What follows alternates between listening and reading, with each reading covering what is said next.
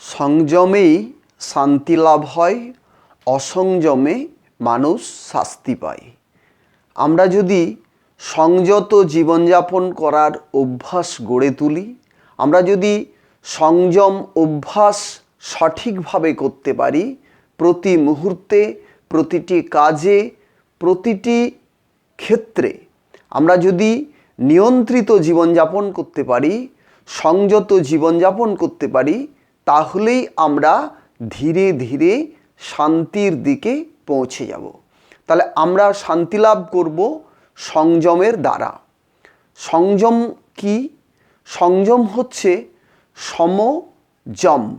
তাহলে যমের সমতা, অর্থাৎ সমস্ত ক্ষেত্রে যদি আমরা নিজেদেরকে নিয়ন্ত্রিত রাখতে পারি, সমস্ত ক্ষেত্র বলতে কতটা বোঝাচ্ছে? ইন্দ্রিয় আমাদের নিয়ন্ত্রণে থাকবে, মন আমাদের নিয়ন্ত্রণে থাকবে, বুদ্ধি আমাদের নিয়ন্ত্রণে থাকবে, অহম আমাদের নিয়ন্ত্রণে থাকবে। এইগুলো যদি আমরা নিয়ন্ত্রণে রাখতে পারি, তাহলে প্রকৃতির যে পরিবর্তনশীলতা, প্রকৃতির যে উত্থান পতন, বাড়া কমা, ক্ষয় বৃদ্ধি, এগুলোতে আমরা বিচলিত হব না।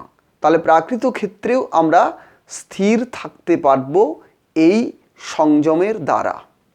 এরপর আমরা যদি আমাদের চিত্তশক্তির দিকে দৃষ্টি দিই, সেখানেও আমাদের সংযম প্রয়োজন।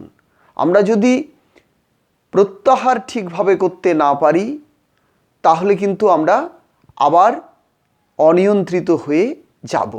তাই আমাদের আত্মপরিচিতি, আত্মজ্ঞান লাভের জন্য আমাদের সংযম প্রয়োজন। ঠিক একইভাবে আমাদের কারণ শরীর যেখানে রয়েছে, সেই কারণ শরীরের যে ব্যবহার বা কারণ শরীর সম্পর্কে আমাদের ধারণা, সেটাও আনতে হবে এই সংযমের দ্বারা। তাই আমরা যদি সংযম অভ্যাস করি, তবেই আমরা শেষ পর্যন্ত শান্তি লাভ করতে পারি, অর্থাৎ আমরা গুণ লাভ করতে পারি। এবং শান্তি এলেই আমরা আমাদের যে স্বাধীন অবস্থা, আমাদের নিজের যে এক স্বাধীন ভাব, সেই অনুভূতি আমরা লাভ করতে পারবো। তাহলে যতক্ষণ পর্যন্ত আমরা শান্তি লাভ করতে না পারছি, ততক্ষণ পর্যন্ত আমাদের সংযম পালন করে যেতে হবে। তাহলে এই সংযমের সাধনা, সংযম অভ্যাস, সংযমের জন্য প্রতি মুহূর্তে সতর্ক থাকতে হয়, সাবধান থাকতে হয় এবং বুদ্ধিকে সঠিক দিকে চালিত করতে হয়। এইভাবে আমরা সংযম অভ্যাস করব। যদি আমরা সংযম অভ্যাস ঠিকভাবে করি, তবেই আমাদের ক্রিয়াযোগ সঠিকভাবে আমরা করতে পারব। সমস্ত কর্মক্ষেত্রে, সমস্ত ক্রিয়ার ক্ষেত্রে আমরা সঠিকভাবে সব কাজ সুসম্পন্ন করতে পারব আমাদের সংযমের দ্বারা। যেখানেই আমরা এই সংযম হারিয়ে ফেলব, সেখানেই আমরা নিজেদেরকে শাস্তিযোগ্য করে তুলব। সেখান থেকে আমাদের জীবনে অশান্তি আসবে, সেখান থেকেই বিভ্রান্তি আসে এবং সেখান থেকেই আমরা বিপর্যস্ত হতে থাকি। তাহলে আমাদের এই যে নিয়ন্ত্রণ, এই নিয়ন্ত্রণ আমরা প্রতি মুহূর্তে, প্রতি ক্ষণে, প্রতিটি কর্মে, প্রতিটি চিন্তায়, প্রতিটি মননে, সমস্ত জায়গাতেই আমরা নিয়ন্ত্রণ অভ্যাস করব। এই অভ্যাস কিভাবে আসবে?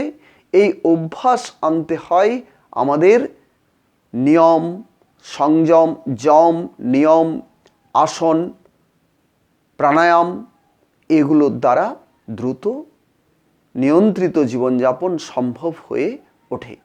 তাহলে আমাদের যে জীবন, এই জীবনকে আমরা সঠিকভাবে গড়ে তুলতে যদি চাই, তাহলে আমাদেরকে অবশ্যই নিয়ন্ত্রিত জীবনযাপন করতে হবে। যেখানে নিয়ন্ত্রণ নেই, সেখানেই আমরা নিজেদেরকে শাস্তিযোগ্য করে তুলি।